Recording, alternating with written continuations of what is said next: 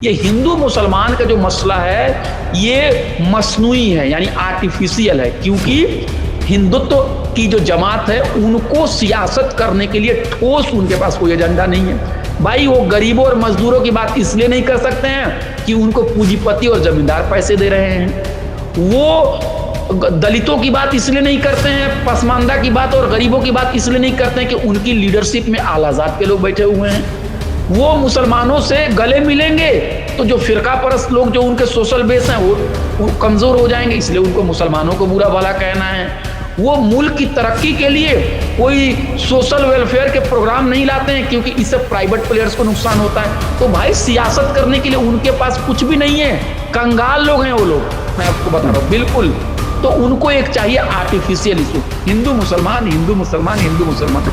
पूरी दुनिया का एक सिस्टम बना हुआ है। अगर आप पड़ोसी मुल्क में भी चले जाएं तो वहां पे जो अल्पसंख्यक लोग हैं उन्हीं को कहा जा रहा है कि भाई तुम्हारी वजह से तरक्की नहीं हो रहा है। तो बेसिकली मुसलमानों को गरीब बना के रखो, मुसलमानों के बच्चों का स्कॉलरशिप छीन लो, मुसलमानों के इलाके में बिजली का इंतजाम मत करो, वहाँ स्कूल मत खोलो, हॉस्पिटल मत खोलो, उनको तरक्की करने के लिए मंसूबे मत बनाओ, जो बने हैं उसको बर्बाद कर दो और उल्टा उन पे ही इल्ज़ाम लगाओ कि साहब आप तो हलाल मीट का सर्टिफिकेट जारी करते हैं, साहब आप तो बुर्का पहनते हैं, साहब आप जो हैं आप तो नमाज पढ़ने जाते हैं। तो उन्हीं के ऊपर सारा इल्ज़ाम लगा दो। तो ये एक टैक्टिक्स है, एक पॉलिटिक्स है।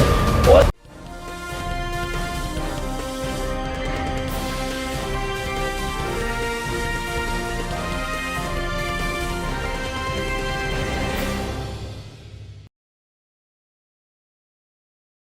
हेलो, नमस्कार, आदाब, सत श्री अकाल और अस्सलाम वालेकुम। मैं हूं मोहम्मद अहमद काज़मी, लेकर आया हूं आपका पसंदीदा कार्यक्रम आपके रूबरू। देश में बहुत से ऐसे वाकयात हो रहे हैं जिन पर चर्चा करनी बहुत जरूरी है।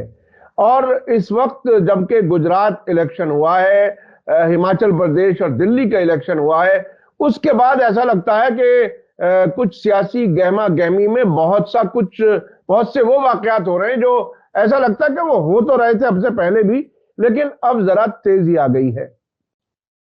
भारतीय जनता पार्टी जो अक्सर कांग्रेस पर इल्जाम लगाती है मुसलमानों के तुष्टीकरण का, जबकि मुसलमानों को कुछ नहीं मिला उस दौर में भी, ये भी बहुत ही दिलचस्प एक बात है।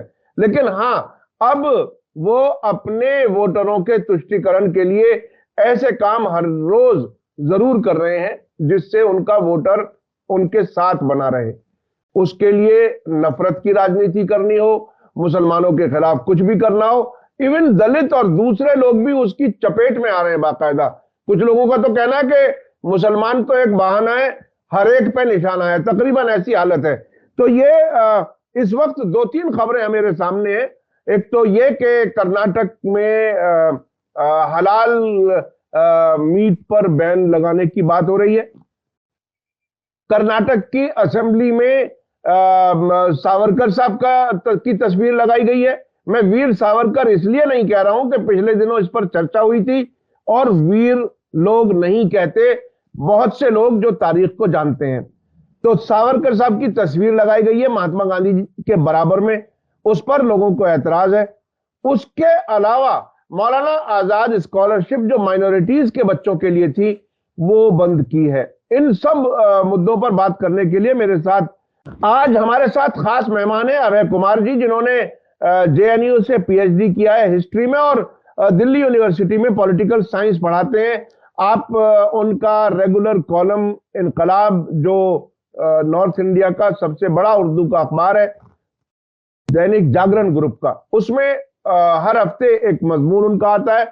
उसके अलावा भी मीडिया में, सोशल मीडिया में, मुख्तलिफ प्लेटफॉर्म्स पर आप अपनी बात रखते हैं बहुत ही बेबाक अंदाज में। अभय कुमार जी, वेलकम है आपका। मीडिया स्टार वर्ल्ड को आपने वक्त दिया एक बार फिर।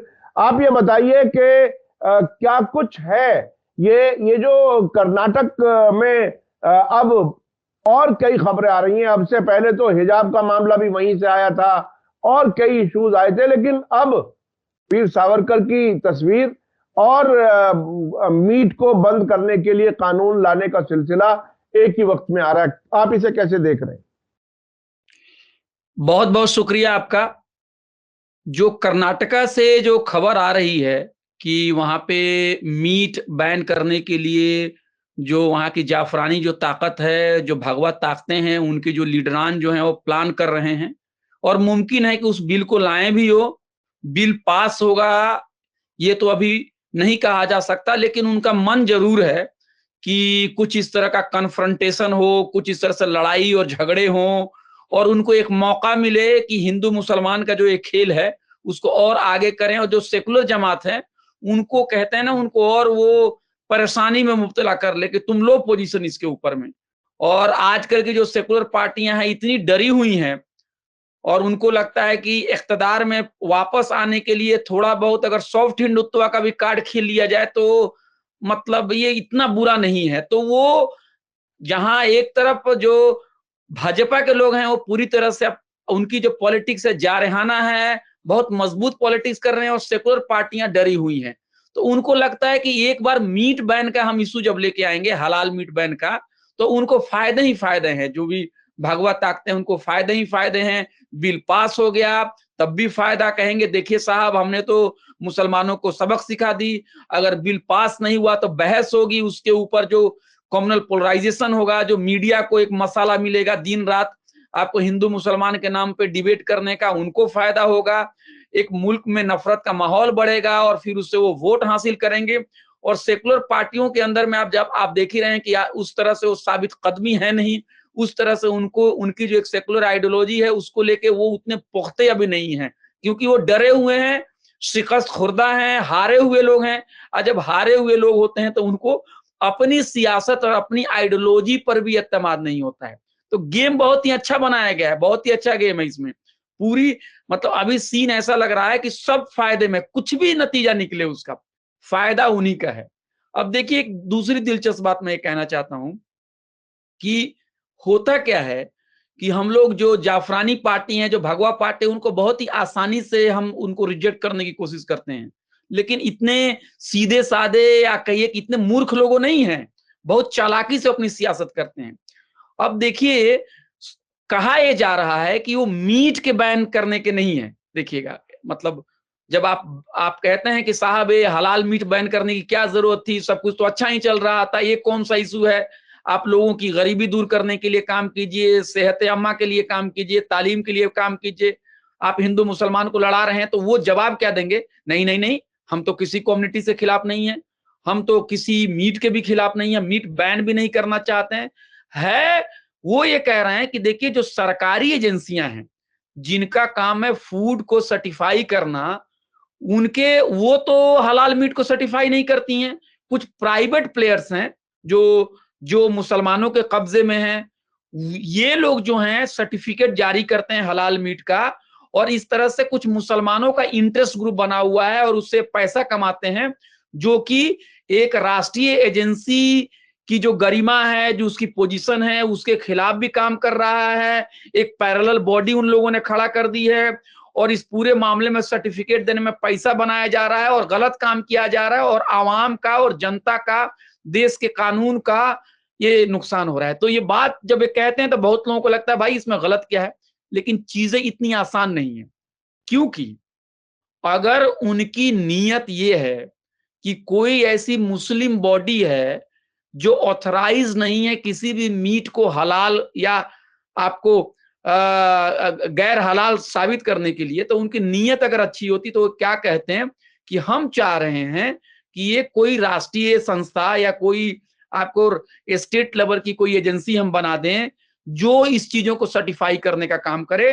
किसी प्राइवेट एजेंसी को इसमें आने की दखल नहीं है और जो भी उसके काम करने के जो तरीके होंगे वो संविधान के मुताबिक ही होंगे, वो बराबरी के जो उसूल है उस पे टिके हुए होंगे, वो लोगों की भलाई के लिए होंगे, उसमें कोई भेदभाव नहीं होगा। तो इसका तो सब लोग ही इस्तकबाल करता, सब लोग इसका वेलकम करता। और आपसे भी जब बात हो रही थी तो आपने भी कहा कि दूसरे मुल्कों में जो है ये हलाल मीट और गैर हलाल मीट को बिल्कुल उसको सर्टिफाई करने के लिए प्रॉपर एक व्यवस्था बनी हुई है, एक निजाम बना हुआ है। उसमें कोई कोई इसको एक धार्मिक चश्मे से नहीं देखता है इसको कि भाई ये मुसलमान का मामला है या हिंदू का मामला है। एक सरकार ने एक सेकुलर कंट्री में उसका एक सिस्टम बन जाना चाहिए कि जो चीज जो लोग खाते हैं या जो चीज की चीज धार्मिक अकीदे की वजह से वो नहीं खाना चाहते हैं, तो एक एजेंसी हो साहब की, उनको उनकी मदद की जाए, लेकिन ऐसा कुछ भी मकसद नहीं है। देखिए, हाथी के दिखाने के दांत और हाथी के खाने के दांत अलग होते हैं। मैं अपनी पीएचडी के दौरान यह बात साबित करने की कोशिश की कि जहां पर भी कम्युनल ताकतें काम करती हैं, मुल्क के किसी भी हिस्से में चले जाइए, जहां पे मेजोरिटी की पॉलिटिक्स करने वाली पार्टियां होती हैं, वो कभी बराबरी की काम नहीं करते हैं, कभी वो संविधान का उतना आदर नहीं करते हैं। लेकिन वहां की माइनॉरिटीज के ऊपर वो हमेशा ये इल्जाम लगाते हैं कि ये लोग देश के खिलाफ हैं, ये लोग बराबरी में यकीन नहीं रखते हैं, ये लोग दकियानूस हैं, ये लोग आपको कहीं अंधविश्वासी लोग हैं, ये तरक्की और साइंस को प्रमोट नहीं देना चाहते हैं, ये लोग मजहब में मुब्तला हैं। तो हो ये रहा है कि मेजॉरिटी कम्युनिटीज के लीडर जो हर रोज हर वक्त कानून को तोड़ते हैं, वो कभी अपने गिरबान में नहीं झांकते। मीडिया के अंदर में कमजोरी ये है कि वो अपने मफाद को पूरा करने के लिए वो कभी ताकतवर से सवाल नहीं उठाता है, ताकतवर से कोई जवाब तलब नहीं करता है। जो सबसे कमजोर लोग हैं, उन्हीं को बुरा कहना है, उन्हीं को सारे मामलों के लिए दोषी कहना है, उन्हीं को देश की बदहाली और पसमानदी के लिए जिम्मेदार भी ठहराना है। और ये कोई नई चीज नहीं है। हिटलर ने भी जूस को अपने मुल्क में कहा कि भाई इनकी वजह से हमारे मुल्क में परेशानी है। आप अगर चले जाएं यूरोप के मुल्कों में, तो जो वहां पे माइनॉरिटीज कम्युनिटीज है, उनके ऊपर इस तरह से सवाल उठाया जा रहा है। तो ये पूरी दुनिया का एक सिस्टम बना हुआ है। अगर आप पड़ोसी मुल्क में भी चले जाएं, तो वहां पे जो अल्पसंख्यक लोग हैं, उन्हीं को कहा जा रहा है कि भाई तुम्हारी वजह से तरक्की नहीं हो रहा है। तो बेसिकली मुसलमानों को गरीब बना के रखो, मुसलमानों के बच्चों का स्कॉलरशिप छीन लो, मुसलमानों के इलाके में बिजली का इंतजाम मत करो, वहां स्कूल मत खोलो, हॉस्पिटल मत खोलो, उनको तरक्की करने के लिए मंसूबे मत बनाओ, जो बने हैं उसको बर्बाद कर दो, और उल्टा उन पे ही इल्जाम लगाओ कि साहब आप तो हलाल मीट का सर्टिफिकेट जारी करते हैं, साहब आप तो बुर्का पहनते हैं, साहब आप जो हैं आप तो नमाज पढ़ने जाते हैं। तो उन्हीं के ऊपर सारा इल्जाम लगा दो। तो ये एक टैक्टिक्स है, एक पॉलिटिक्स है। और इससे निकलना कैसे है, ये बहुत ही मुश्किल काम है। और इसको तभी निकला जा सकता है जब सेकुलर पार्टियां, सेकुलर जमात सच को सच और झूठ को झूठ कहने की हिम्मत रखें। उनको लग रहा है, सेकुलर जमात को क्या लग रहा है कि हम इनकी नकल करके हम सत्ता में आ जाएंगे। लेकिन उनको कौन समझाए कि जो फिरका परस्ती के गेम का मास्टर है, समझिए फुटबॉल चल रहा है, जो फिरका परस्ती गेम का अर्जेंटीना है, उससे छोटे कंट्री नेपाल या फिर बांग्लादेश या फिर ये ऐसे कंट्री की फुटबॉल टीम उससे नहीं जीत सकती है। तो हमें अपनी पॉलिटिक्स को लेकर आगे बढ़नी चाहिए।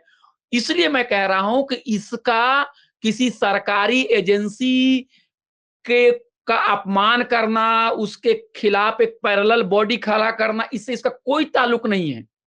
अगर सरकार की नीयत अच्छी होती तो सरकार कहती कि साहब आप ये जिम्मेदारी मत लीजिए, आप एक मीटिंग करा लीजिए, आप अपनी कम्युनिटीज के लोगों को बुलाइए, इस मामले के जितने एक्सपर्ट हैं उनको बुलाइए, सारे फरीक को बुलाइए, हम एक एजेंसी बना देते हैं, हम उसको असेंबली से और कहीं से इसको पास करा लेते हैं, एक बॉडी बना देते हैं, सब काम अच्छा हो जाएगा।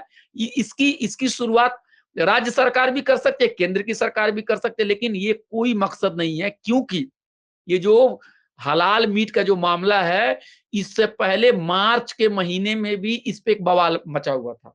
उस जमाने में भी जो भाजपा के जो लीडर थे, जो बीजेपी के लीडर थे, उन लोगों ने कहा कि हलाल मीट जो है वो जिहाद है, इकोनॉमिक जिहाद है, यानी मासी जिहाद वो लोग कर रहे हैं, इक्तिसादी आर्थिक जिहाद कर रहे हैं।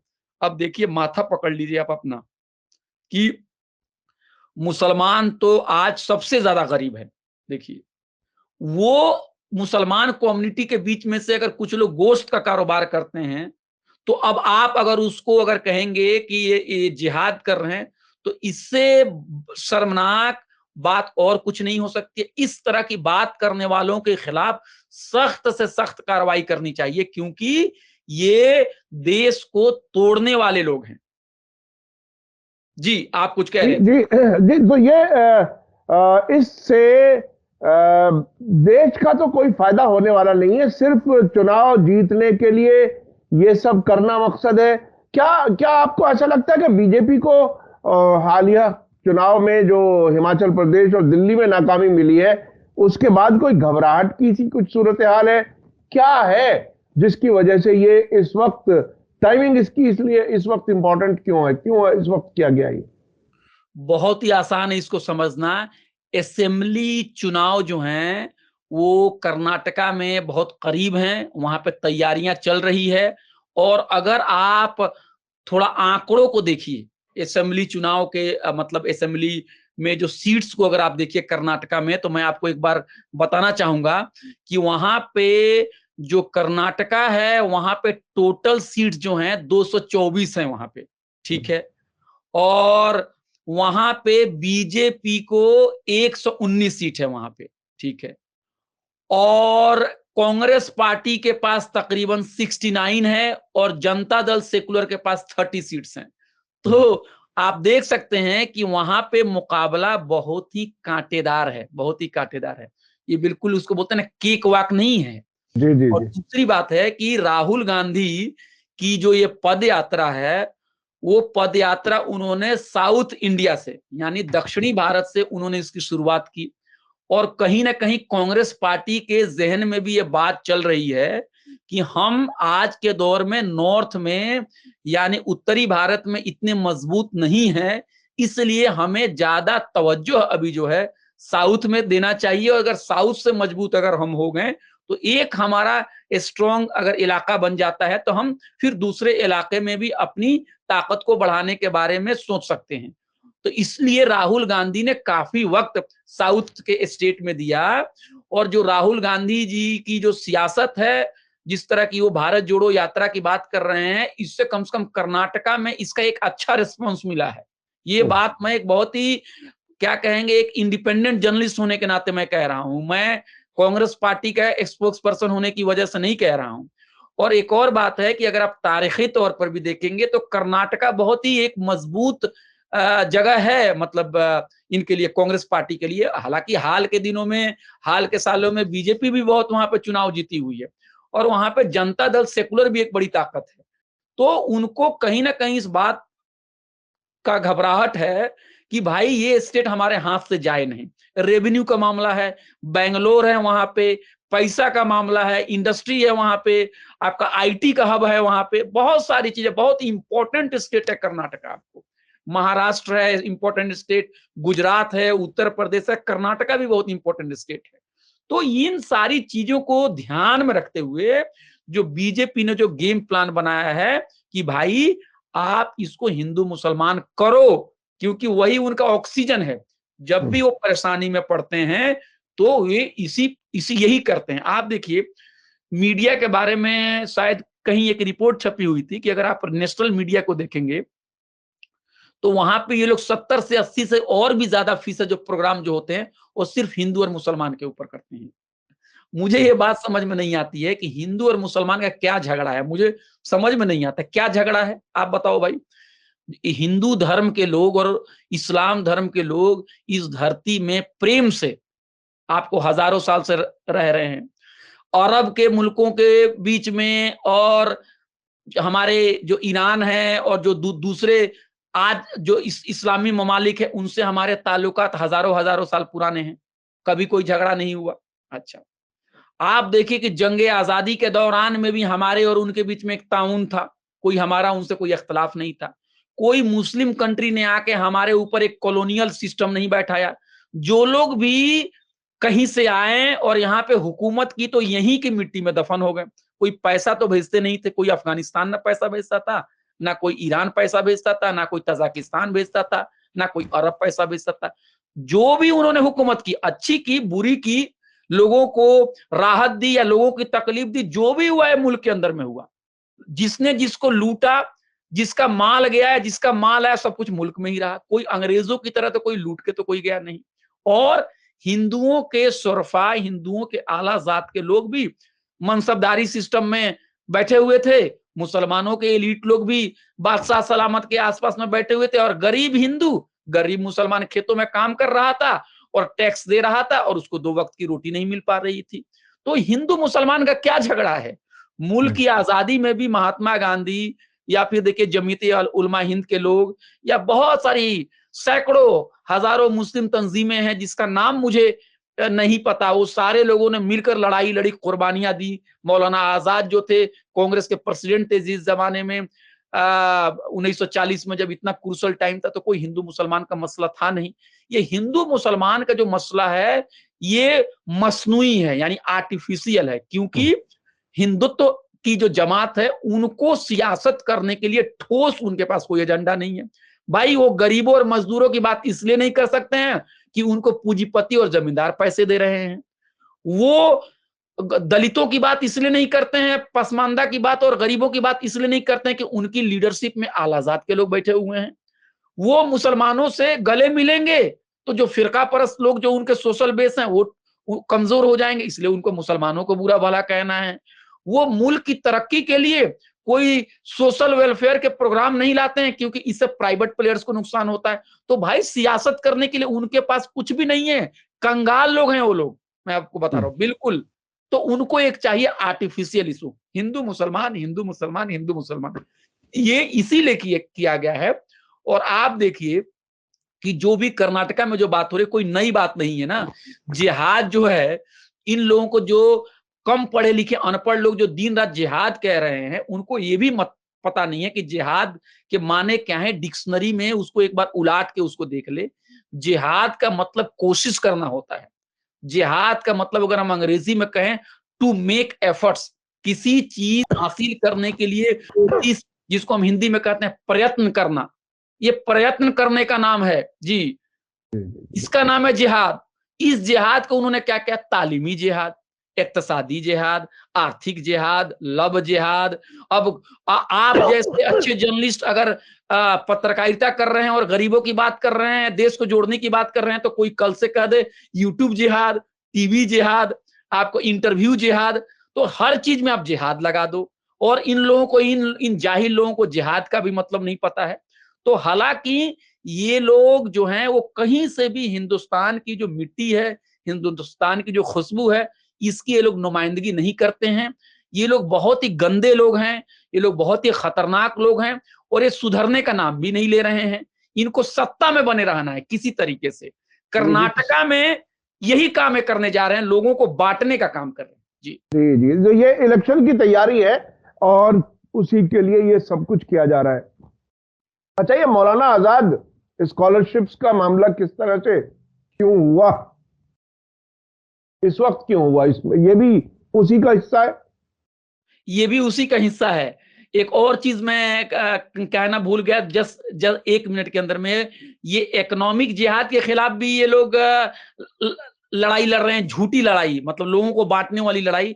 और ये बात देखिए कि सावरकर जी की तस्वीर भी कर्नाटका में लगा दी गई है। जी जी जी, सावरकर जी की तस्वीर भी कर्नाटका में लगा दी गई है। और आप बताइए, गांधी जी की तस्वीर और सावरकर जी की तस्वीर एक साथ कैसे जा सकती है? आप ही सोचिए। यह मुल्क गांधी जी के रास्ते पर चलेगा या सावरकर जी के रास्ते पर चलेगा? और मैं कुछ कंट्रोवर्शियल बात नहीं कहना चाहता हूं, नहीं तो लोगों को बहुत दर्द होता है। महात्मा गांधी जी की जो हत्या हुई और उसमें किन किन लोगों का नाम आया, किन किन लोगों के खिलाफ ट्रायल किया गया, और महात्मा गांधी जी के जो ग्रैंडसन है, जो पोता उनको बोलते हैं, उन्होंने हाल में एक बयान भी दिया है कि एक साहब थे जिन्होंने मतलब गोडसे को एक अच्छा मतलब हथियार देने में जो मदद की थी, वो कौन साहब थे जी? वो कौन साहब थे? आप जरा अभी गूगल कीजिए, वो भी बात आपको सामने आ जाएगी। जो लोग अंग्रेजों से माफी मांग रहे हैं, जो लोग कह रहे हैं कि हमारी लड़ाई हिंदुओं, तुम अंग्रेजों से मत लड़ो, तुम मुसलमानों से इत्तेहाद की बात मत करो, हमारा मफाद जो है वो अंग्रेजों की चापलूसी करने में भी है।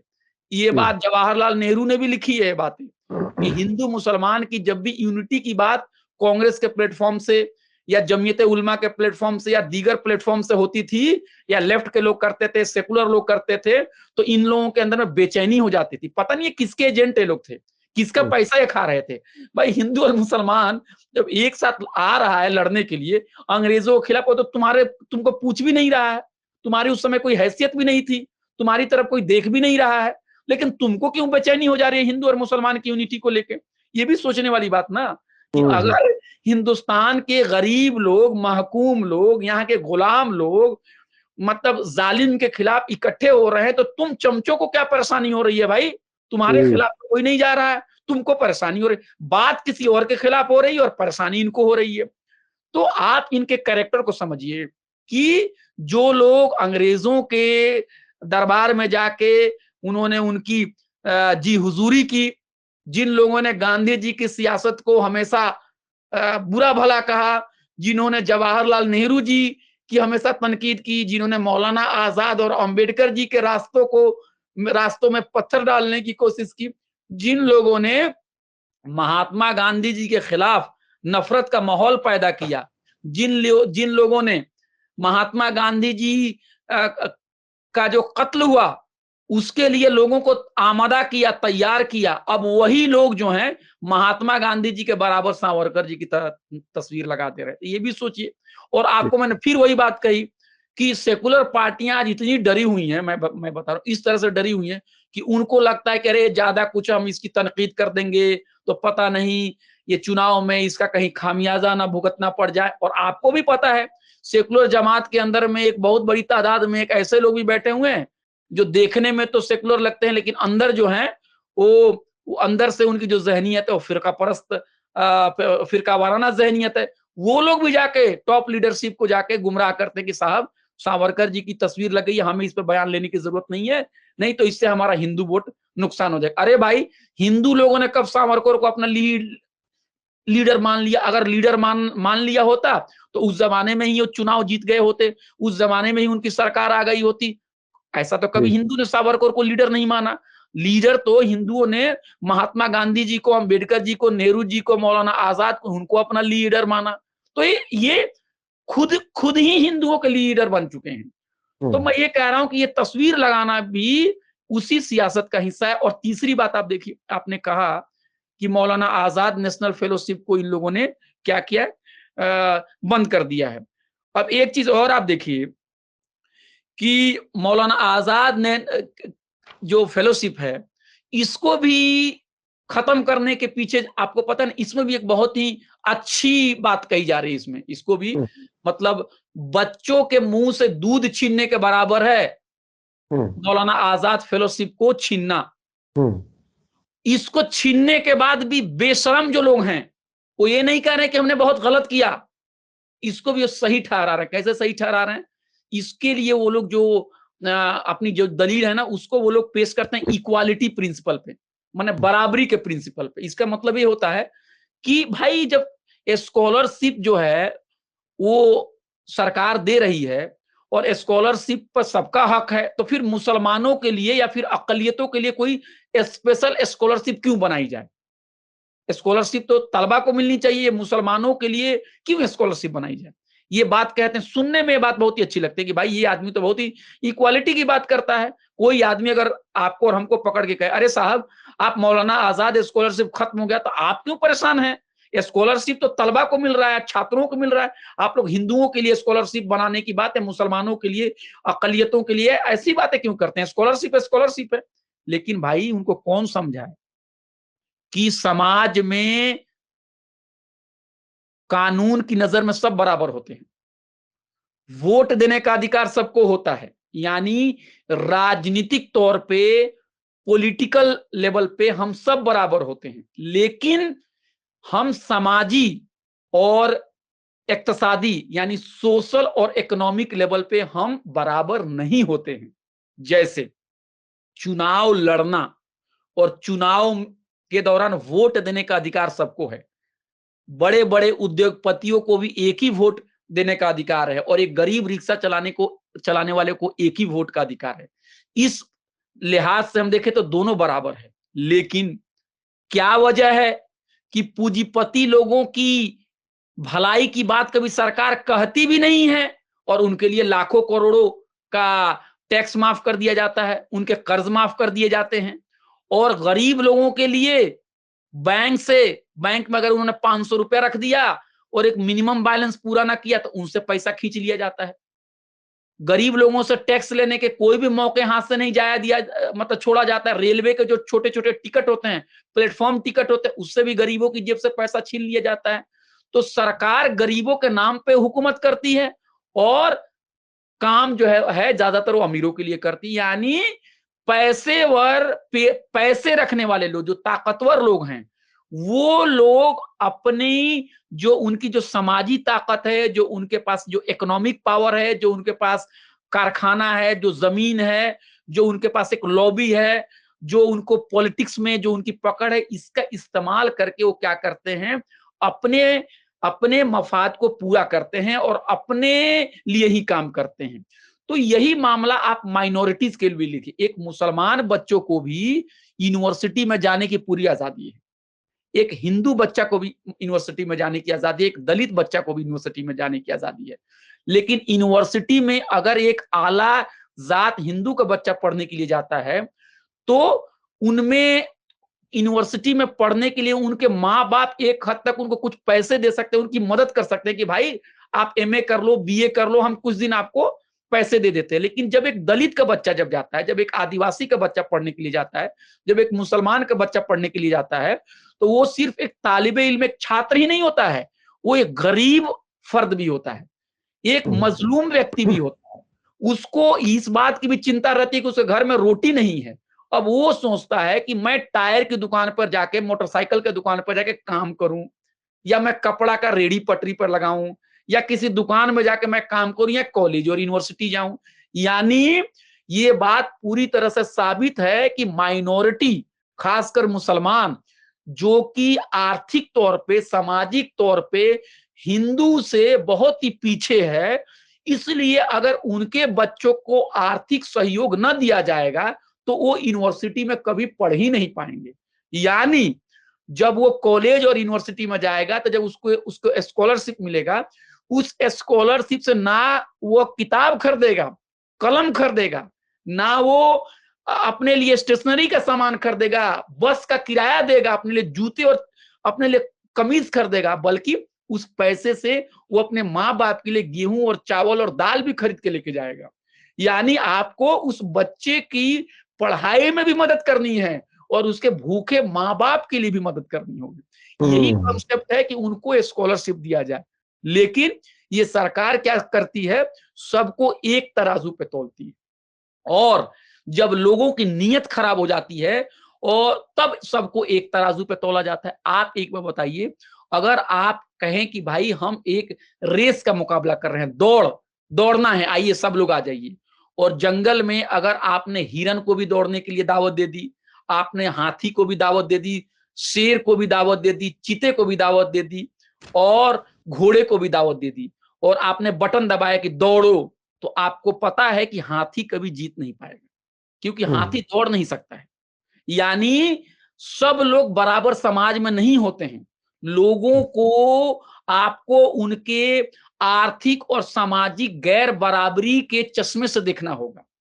आपने औरतों के लिए, महिलाओं के लिए बसों में इसलिए आप पिंक आप देते हैं, पास देते हैं, या उनके लिए सीट रिजर्व करते हैं, और ये अच्छा काम करते हैं, क्योंकि आपको पता है कि मर्द उनके साथ बस में अच्छे से सुलूक नहीं करते, उनको एक बैठने की जगह चाहिए, क्योंकि उनके साथ बुरा सुलूक बस के अंदर में किया जाता है। अगर आप ये कहें कि नहीं नहीं, बस के अंदर में हम सीट रिजर्व नहीं करेंगे, जो सीट लेना चाहे वो ले ले, ये नहीं हो सकता, क्योंकि औरतें जो हैं समाज में मर्दों से उनकी पोजीशन कमजोर हैं। तो होना तो ये चाहिए कि तमाम तालिबे इल्म को, सारे तलबा के लिए स्कॉलरशिप होनी चाहिए, सबके लिए फ्री एजुकेशन होना चाहिए, क्योंकि ये राज्य की जिम्मेदारी है। हमारा संविधान जो है, हमारा आईन जो है, वो कहता है कि रियासत को फलाही कामों में आगे बढ़ना चाहिए। जो रियासत की जो तसख्खुस है, जो उसका किरदार है, वो समझा जाता है कि वेलफेयर स्टेट बने। लेकिन हम वेलफेयर और सोशलिस्ट स्टेट के जो हमारा आईनी अहद है, इसको हम रोज उसकी पामाली करते हैं, और अमीरों की तिजोरी भरते हैं, और बड़ी बड़ी बिल्डिंगें बनाते हैं, जिसमें पैसा बर्बाद करते हैं। आपने सरदार पटेल के लिए जितना पैसा आपने मूर्ति बनाने में आपने खर्च किया, अगर वही पैसा वहां के आदिवासी लोगों के बच्चों को पढ़ाने पे दे दिए होते तो सरदार पटेल का जो मकसद था भारत को मजबूत बनाने का, वो ज्यादा बेहतर तरीके से पूरा होता।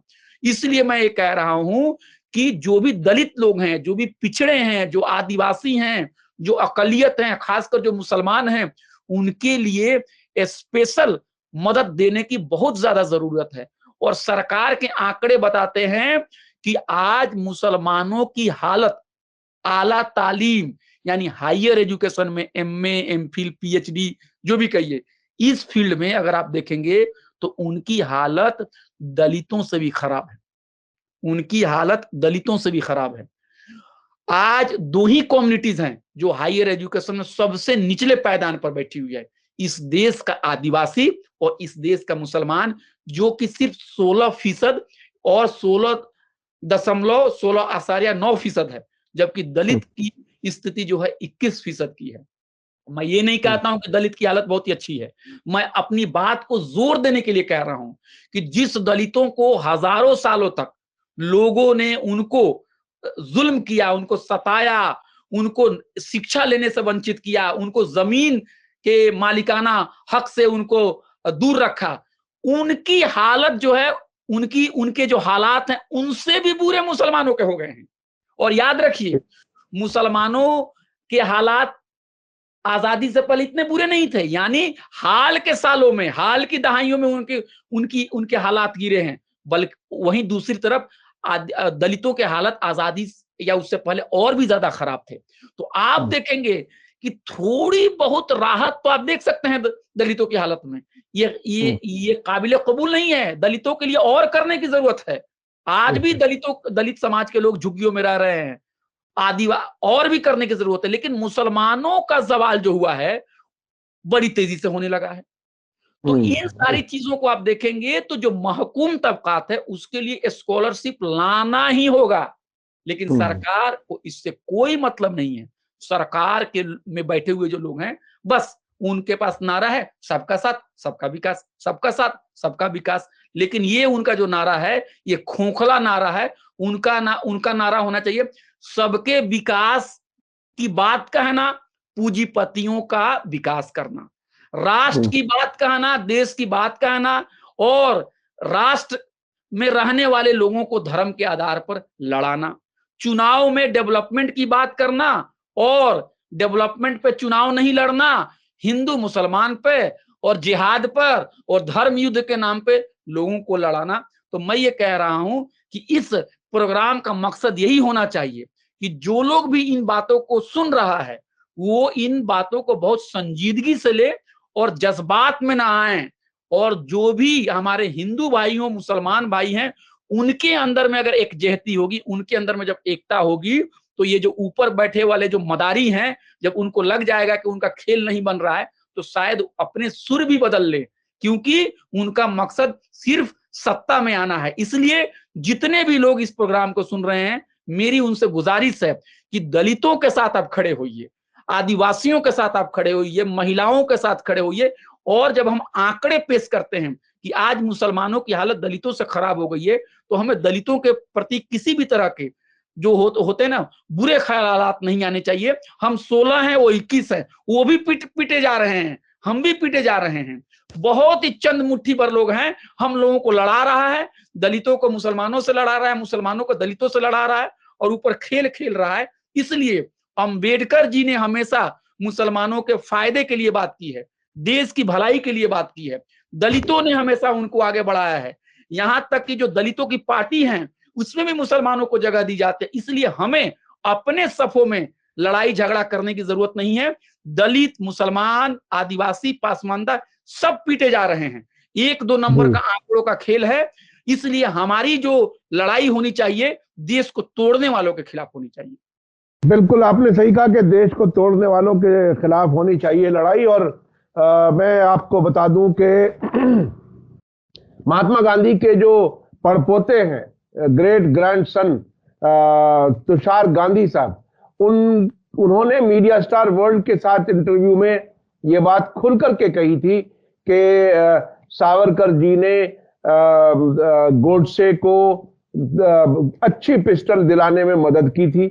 और उन्होंने ये भी बताया कि 5 ऐसे माफीनामे हैं जो उन्होंने ब्रिटिश हुक्मरानों से को लिख करके दिए थे और वो बाकायदा पेंशन लेते थे। तो ये सारे फैक्ट्स अगर आप देखना चाहें तो मीडिया स्टार वर्ल्ड पे जाकर के तुषार गांधी आप सर्च करें, उनका पूरा इंटरव्यू देख सकते हैं जो तकरीबन अभी 1-1.5 महीने पहले किया था राहुल गांधी के उस बयान के बाद जब उन्होंने माफीनामा पढ़ करके सुनाया था।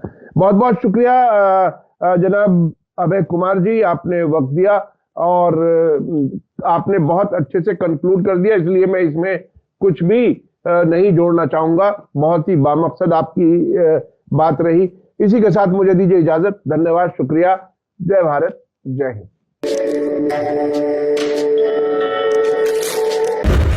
मीडिया स्टार वर्ल्ड के और वीडियो देखने के लिए हमारे चैनल को सब्सक्राइब करें और सीधे नोटिफिकेशन पाने के लिए बेल आइकन दबाएं। और अगर हमारी खबर सच्ची और अच्छी लगे तो अपने व्हाट्सएप, इंस्टाग्राम, फेसबुक और ट्विटर अकाउंट पर जरूर शेयर करें।